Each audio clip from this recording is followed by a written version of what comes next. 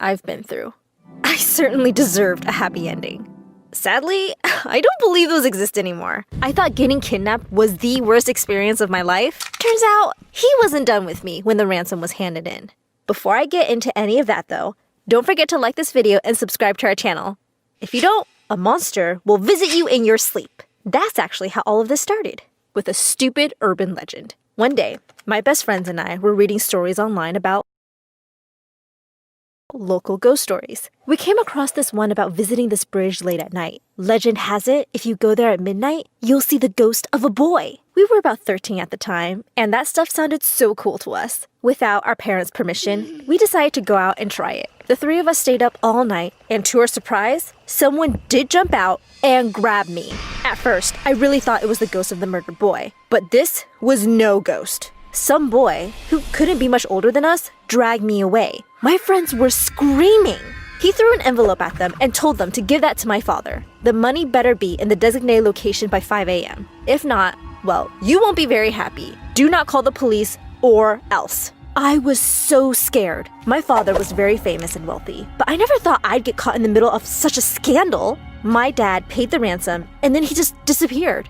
We never got a good look at his face because he had a surgical mask on. He put me in a car and blindfolded me. Next, we drove for the next few hours.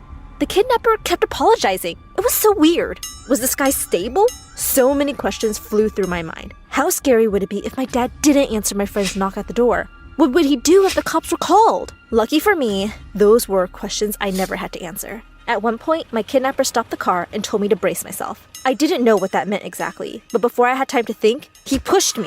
Next, I fell onto grass. It wasn't soft, but I didn't really get hurt. I heard the car driving off, and I took off my blindfold to see I was in the middle of a parking lot. A few minutes later, my father drove up in his car. The kidnapper had texted him the details of where to find me once he escaped. He called the police to try and catch the kidnapper, but he was nowhere to be seen. Everything was dark when he kidnapped me, and he was wearing a surgical mask, so I never got a good look at his face. Plus, I was blindfolded most of the time. The only thing I could remember was his deep voice. I was so scared.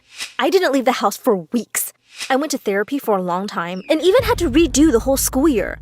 I could not stand the dark anymore. I never left the house at night at all. I constantly thought I saw him around all the time. At first, I thought I had my trauma under control, but it became apparent it was consuming me.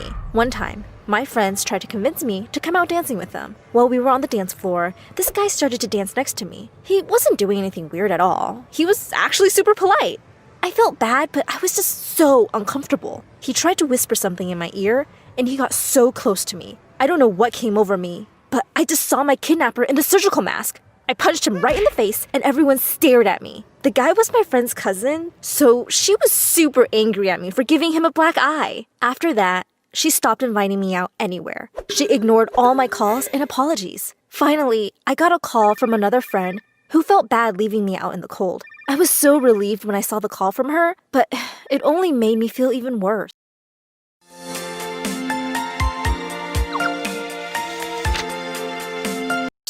She told me that I was out of the friend group until I could act normal. I asked what that was supposed to mean. She told me I was being crazy. They had all been gossiping about me and said I spent too many years grieving kidnapping. It was just a few hours in a stranger's car, Mandy, she said. It's not like you died or anything. Having someone call out your insecurities like that? She was right in a way. I felt so guilty for acting the way that I did. I found it very difficult to be around guys since the incident. See, I went to an all-girls private school and had virtually no contact with any guys at all, except my father. In fact, I barely saw anyone at all except for my friends. Without them, I was afraid I'd fall into an even darker space. I begged them to hang out with me again, but she said they weren't so sure. We were adults, and at 19, and almost all of my friends had boyfriends. If I couldn't hang out with guys without having a freak out, they wanted nothing to do with me. You can come back in our group on one condition, she told me. Prove to us that you can be around a guy. Her solution was that I needed to find a boyfriend. This would be better for everyone as I would stop fifth-wheeling and ensure I could stay behaved. I agreed because I was desperate. But how was I even supposed to do that? Even if I didn't actively avoid boys, there were none at school or anything. My closest chance of meeting a guy would be approaching someone in the supermarket. Now, my standards are pretty low, being my selection is limited to a grocery store, but one day, when I was out shopping, I saw this super hot guy. Like, I am talking model-worthy. He was tall and built. He looked like a boy band member. I kind of stalked him for a while, following him aisle to aisle and peeking at him from behind shelves. Part of me wanted to run up to him and steal a kiss. The other was a little petrified. I awkwardly watched him from afar, weighing my options out. I looked around the store and saw the other eligible bachelors. I decided there was no way I was letting such a hottie go. I was going to ask him out myself. I approached him and let him know that I was quite interested in getting to know him a little better. He looked at me and quickly looked away, very flustered. He ran out of the store. I thought it was kind of attractive. Maybe he was just as nervous as I was to talk to a girl. I chased after him and yelled at him to wait. I followed him up to the car, explaining that I didn't mean to scare him off. I'm sorry, I need to go. You! I exclaimed in a panic. That voice! The way he apologized, I was immediately flashed back to the kidnapping that had ruined my social life. It was him! I can never forget that voice. He left everything in his car and pushed it away from him and moved towards me. I now know where my internal fears were coming from. As the attractive boy came at me, I met his eyes. Without the surgical mask, it was difficult to recognize him. But now that I heard his voice apologize, I knew this was him. I quickly turned to run away, but he grabbed my arm. Before I got the chance to scream or anything, he pushed me into his car. Next, he leaned in and told me I had to be quiet or else, and hand over my phone. I did what he said. He popped my phone in his pocket and got in the driver's seat. Next, we were driving somewhere. I was so scared of what he could do to me, so I just sat very still in the passenger seat and looked forward. We didn't say a word until he stopped at this shack in the middle of nowhere. My mind was racing. I was again just a 13-year-old waiting for her dad to pay the ransom. I was shaking. It was like my deepest nightmare. When we went inside, it didn't look like the torture chamber I was imagining. There were no knives hanging from the ceiling or a woman tied in a corner. Instead, it looked like he lived here. He instructed me to sit on the sofa, and I followed his orders. I heard a loud pop and quickly closed my eyes and covered my head. "Don't hurt me!" I yelled. "What?"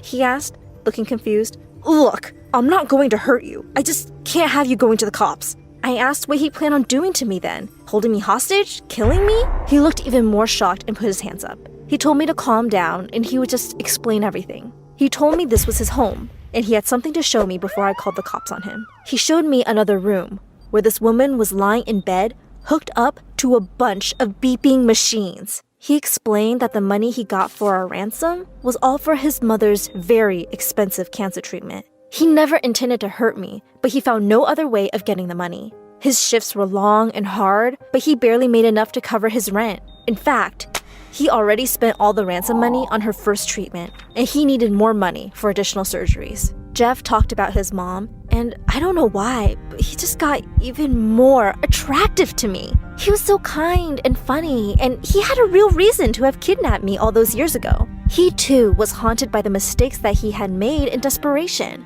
He had actually been wanting to talk to me and formally apologize for anything that happened. But he always chickened out. I was completely lost in thought when we heard violent banging at the door. "Open up, it's the police!" He immediately turned at me and panicked. "If they take me away, if I'm not here to take care of my mom?" he started to say. Just then, the door busted in and there were 4 police officers and my father. "Daddy, what are you doing? You're embarrassing me!" He told me that one of his friends was at the store and saw my suspicious exchange with Jeff. They immediately called him thinking I was in trouble. And when I didn't answer his many calls, he used the tracking device in my phone to find me. I immediately jumped to Jeff's defense and said that I was perfectly fine. We were just talking. My dad was very skeptical. He said he'd never seen the boy in his life and doubted he was one of my friends judging by his house. He asked me why I got into his car all alone. "Because he's my boyfriend," I yelled out before I could think of anything else. I made up a fake story on how we had just finished an internship and we met once at the store. I said I had to keep it a secret because Dad was smothering me. "I'm 19. You can't tell me what to do anymore." This was partly an act, but there was some truth to it. It took reconnecting with my kidnapper to get me to confront my father. My father got very embarrassed. and the police looked very annoyed. "Oh, well, we'll talk about this later, Mandy," my father awkwardly said as he slipped through the door. When we were finally alone, I frantically apologized to Jeff. I had no idea what had gotten into me. It was just the first thing that came to my mind. "Us being in a relationship was the first thing that came to your mind?" He laughed. "Well, I owe you one. Seriously, anything." I told him he could start by driving me home and giving me my cell phone. I now saw I had a lot of missed messages, most of which were from my father.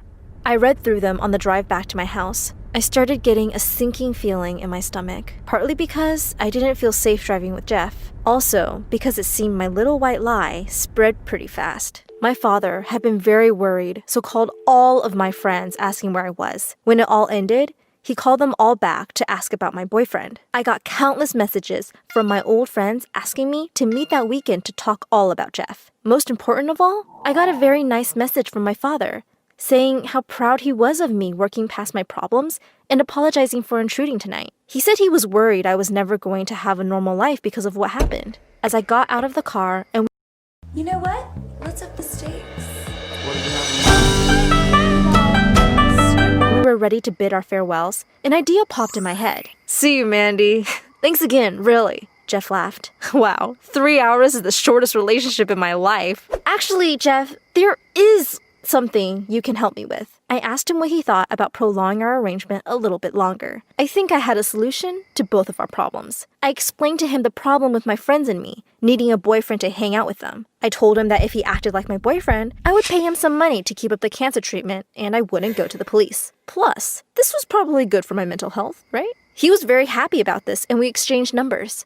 I introduced Jeff to my friend group that weekend, and they loved him. We told our fake story again, and we laughed about all these inside jokes. It was actually really nice. Like, I knew the entire thing was fake, but part of me was all wrapped up in it still. We continued meeting like this a few times with my friends and father. The weird thing is, the nightmares even stopped for a bit. I had somehow convinced myself it was all real. One day, after he dropped me off, I realized I was comfortable being around him. This was a breakthrough for me. I went from punching random guys on the dance floor to calmly sitting in the car with my ex-kidnapper. He turned to say goodbye, and without thinking, I just blurted those 3 words out. "I